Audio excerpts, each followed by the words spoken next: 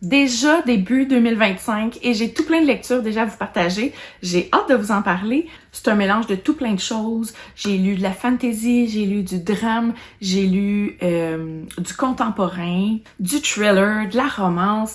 Bref, j'ai vraiment beaucoup de lectures à vous parler aujourd'hui. Ben, pas tant que ça, là. J'en ai 1, 2, 3, 4, 5, 6, 7, 8, 9, 10 qui sont pas avec moi. Donc, on se fait un wrap-up de lecture. 10 lectures lues déjà. On commence ça tout de suite après l'intro.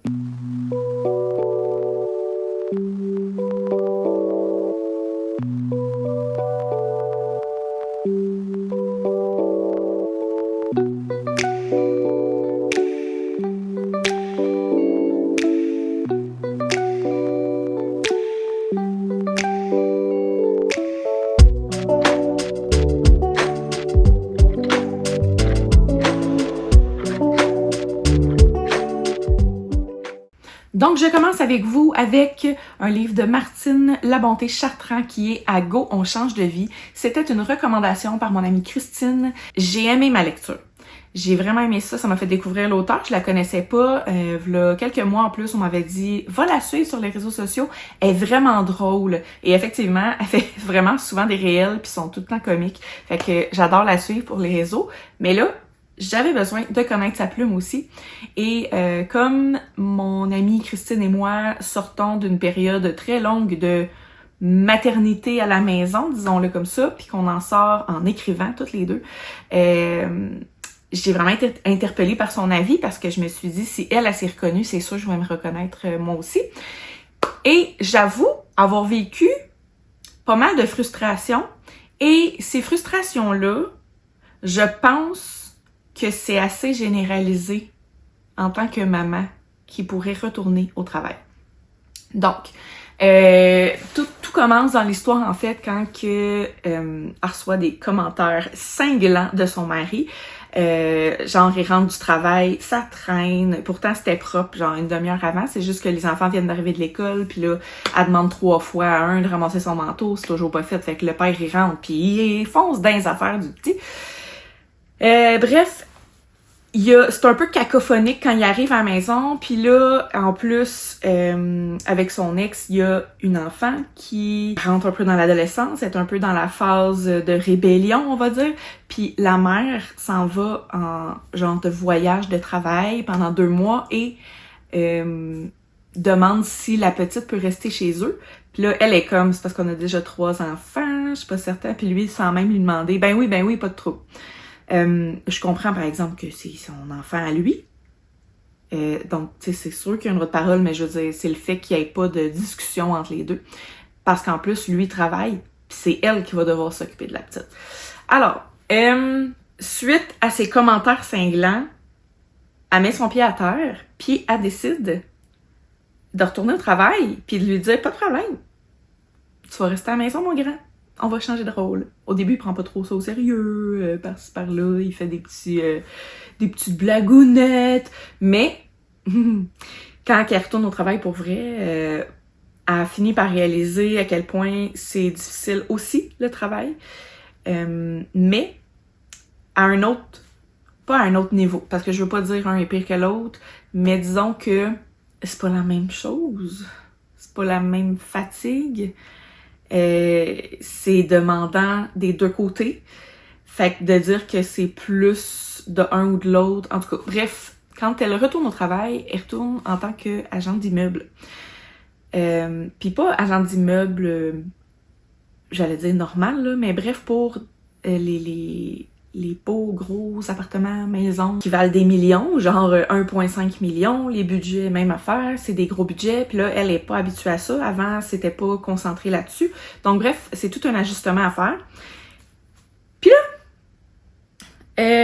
c'est ça, j'ai aimé ma lecture, j'ai aimé aussi qu'on nous amène à réfléchir aussi sur le physique d'une personne, tant au niveau que, mon Dieu, hein, elle a pas l'air si arrangée que ça, versus quelqu'un qui est, je vais le dire dans mes mots, là, mais quelqu'un qui est tout refait, là, des faux seins, des fausses lèvres, bref, qui se fait faire des injections, etc.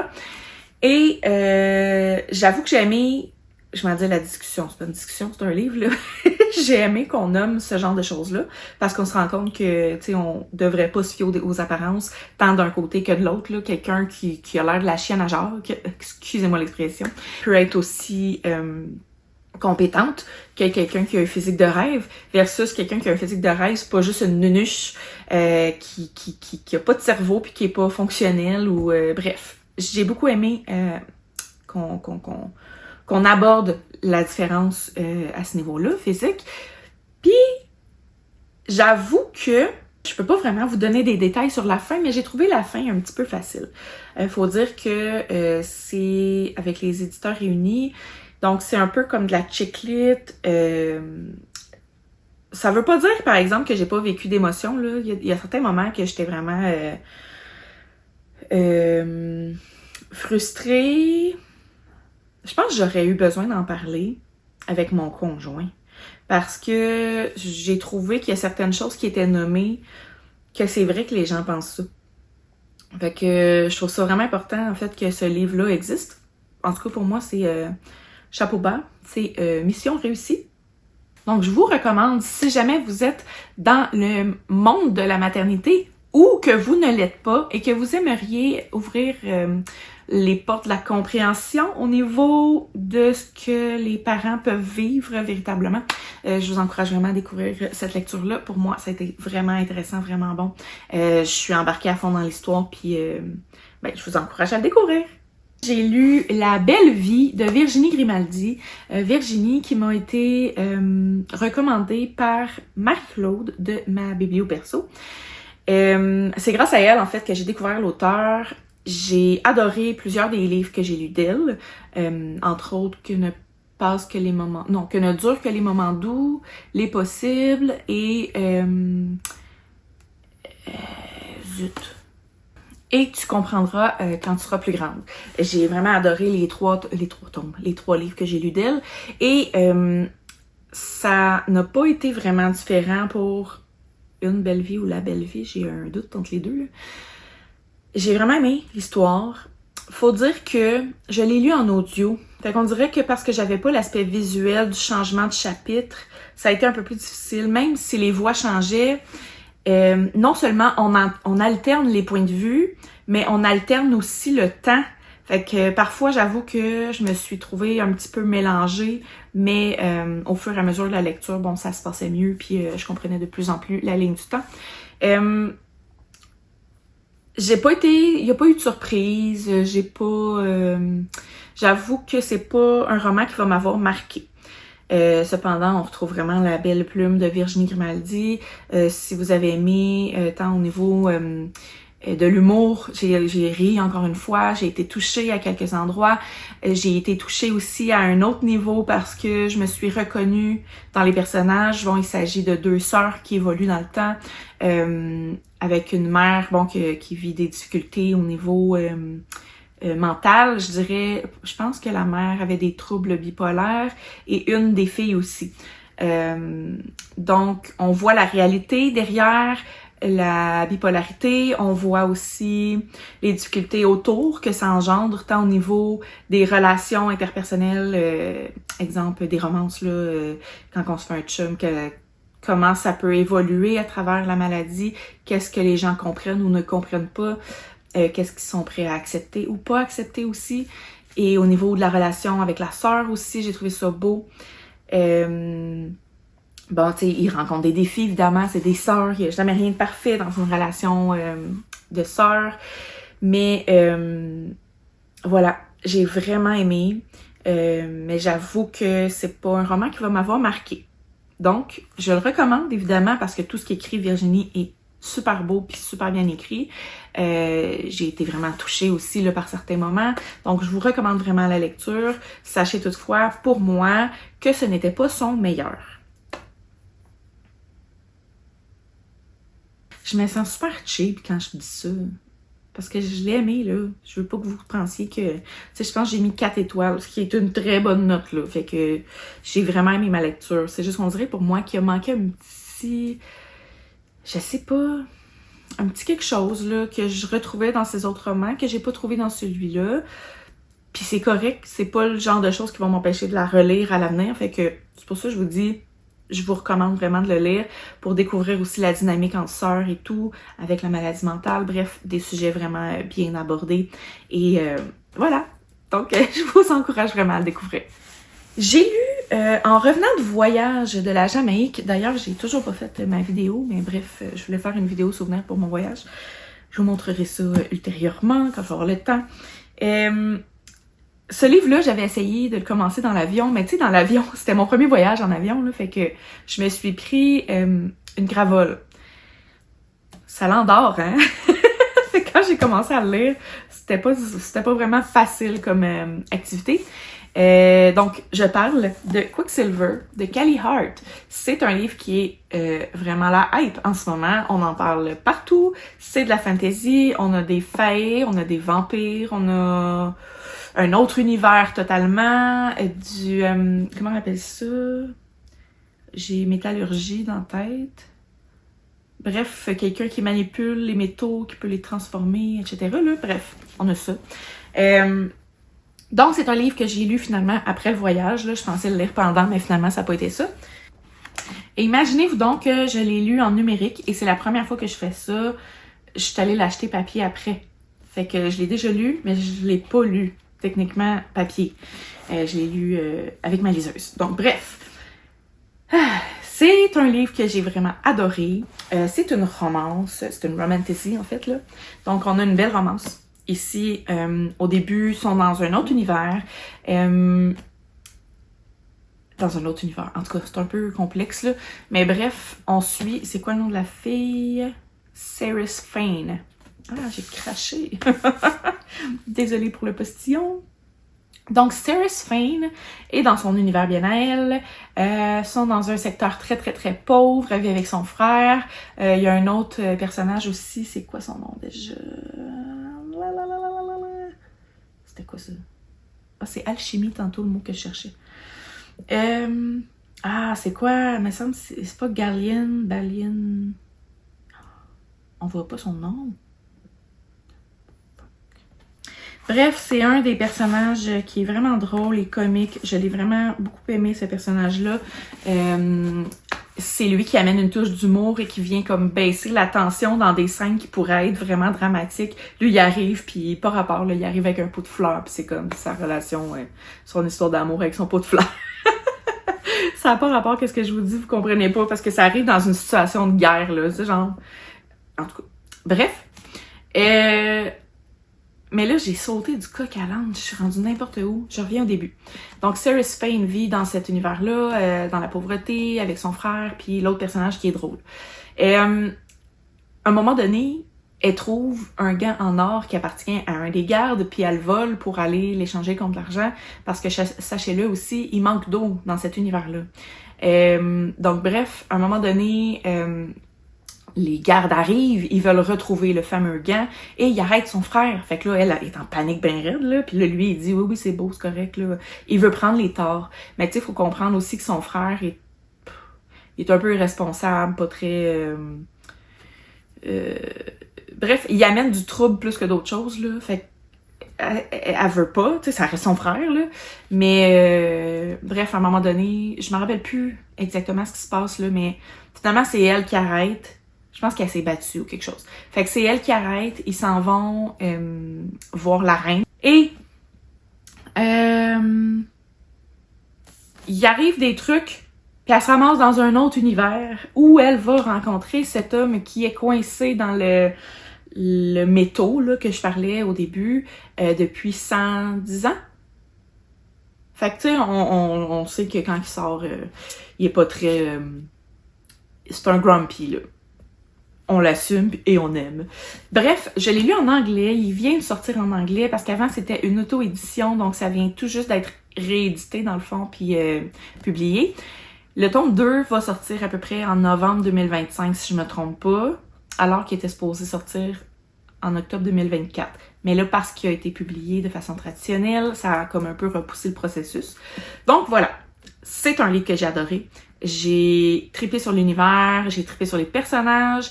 Il est arrivé beaucoup de choses que je m'attendais pas. Fait que vraiment, je vous encourage fortement à lire. Je pense, je dois avoir mes 5 étoiles. Mais sachez-le, je ne pense pas que ça réinvente le genre.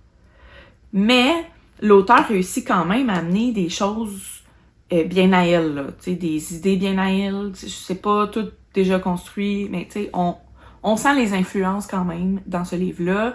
Écoute, il a l'air gros, là, mais ça se lit vite. Tu sais, je l'ai lu en anglais, puis tu sais, il y a quasiment 600 pages. Mais ça se lit vraiment vite parce qu'un coup, tu rentres dans l'histoire, là, ça arrête pas, là. C'est juste intéressant, puis... Mais j'avoue qu'au début, j'avais trouvé ça long. Ça aide peut-être pas le fait que j'étais dans l'avion en train de m'endormir aux 2 secondes. Mais aussitôt que je suis revenue à la maison puis que je l'ai continué, là, ça a été vraiment là, un beau coup de cœur. Alors, voilà. Je vous encourage à découvrir ça. Vraiment, une bonne lecture. C'est une des lectures 2024 que j'avais pas encore fait la vie, donc c'est pour ça que je vous le fais aujourd'hui. Mais maintenant, les prochaines lectures ne sont que... J'en avais pas d'autres déjà faites? OK. Les autres lectures ne seront que des lectures que j'ai faites en janvier. Donc, j'ai hâte de vous en parler parce qu'il y en a certaines qui m'ont vraiment marqué. On y va dans l'ordre renversé parce que celui-là, c'est celui que je viens de terminer. Fleurs captives. J'ai su, après l'avoir lu, que beaucoup d'entre vous l'avaient lu au secondaire, c'est-à-dire entre 11-12 ans et 16-17 ans. C'est quand même intense comme lecture pour quelqu'un qui est à cet âge-là, dans l'adolescence, là.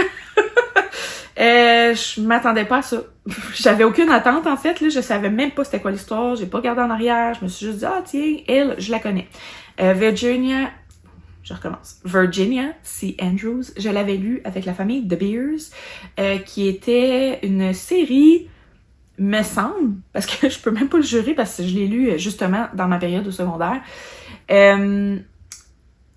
Assez contemporaine, normale, je veux dire, avec une famille. Puis tu sais, dans ce temps-là, je lisais que de l'horreur, du style des frissons, puis des trucs comme ça. Donc, j'étais assez fière d'avoir lu cette quadrilogie-là. Il y a 4 livres, mais c'était quand même des bonnes briques, des bons pavés. Et donc, quand j'ai découvert qu'elle avait écrit d'autres livres, bon, j'ai croisé ses livres, j'ai dit « Oh mon Dieu, je veux le lire! » parce que j'avais aimé l'auteur.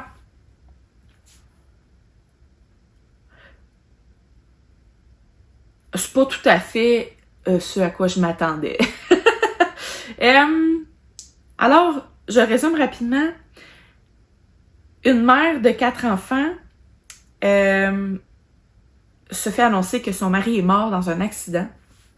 Donc, elle sait pas quoi faire avec ses enfants.